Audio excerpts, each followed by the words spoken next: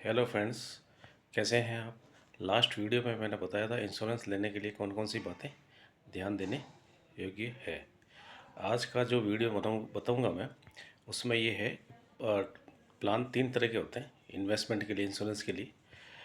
एक तो term insurance plan, एक दूसरा होता है यूनिट लिंक प्लान, तीसरा ट्रेडिशनल प्लान। टर्म इंश्योरेंस वो होता है जो पैसा व्यक्ति इन्वेस्ट करता है, भगवान ना करे उसके साथ ट्रेजिडी हो जाए तो उसका रिस्क कवर उसको नॉमिनी को मिल जाता है।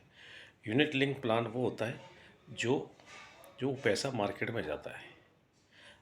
व्यक्ति पॉलिसी ले लेता है यूनिट लिंक प्लान पर, जैसे जैसे मार्केट बढ़ता जाता है उसके हिसाब से वैल्यूएशन बढ़ती है। जैसे एग्जांपल के तौर पर किसी व्यक्ति ने यूनिट लिंक प्लान लिया है 10 साल के लिए, तो उसमें ये होता है कि वो पहला साल का जो प्रीमियम है वो मार्केट में जाएगा, और दूसरा साल का भी प्रीमियम मार्केट में जाएगा, और 10 साल तक प्रीमियम मार्केट में जाता है। वो मार्केट में पैसा जाने के लिए एक फंड मैनेजर होते हैं, वो सारा कंट्रोलिंग उनके पास रहता है। अब कौन कौन से फंड में लगाना है, कौन कौन से फंड में नहीं लगाना होता है, तो ये फंड मैनेजर पर निर्भर करता है। तो फंड मैनेजर अपने उस हिसाब से वो स्टॉक्स में लगाते हैं, और जैसे जैसे मार्केट बढ़ता है वैसे वैसे उसकी फंड वैल्यूशन बढ़ती है। व्यक्ति ने 10 साल के लिए यूनिट लिंक प्लान लिया, 5 साल 10,000 रुपये की 10 साल तक लिया।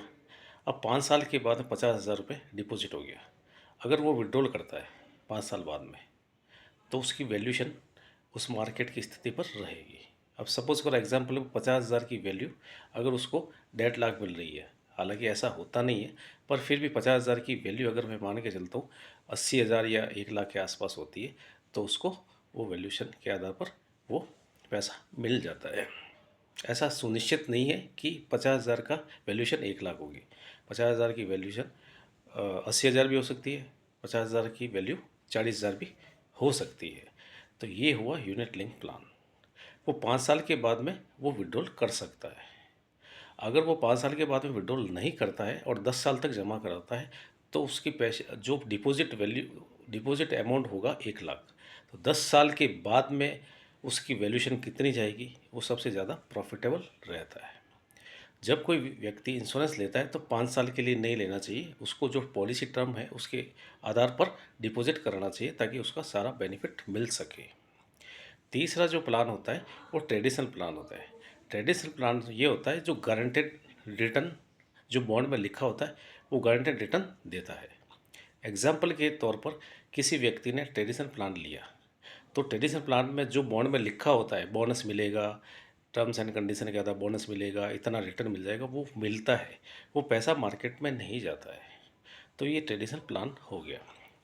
अब इस इंश्योरेंस सेक्टर के अंदर, ट्रेडिशनल प्लान के अंदर, अगर व्यक्ति 5 साल से पहले अगर विड्रॉ करता है किसी कारणवश, वैसे करना नहीं चाहिए, तो उसमें क्या है कि उसका जो एक चार्जेस कंपनी काटती है।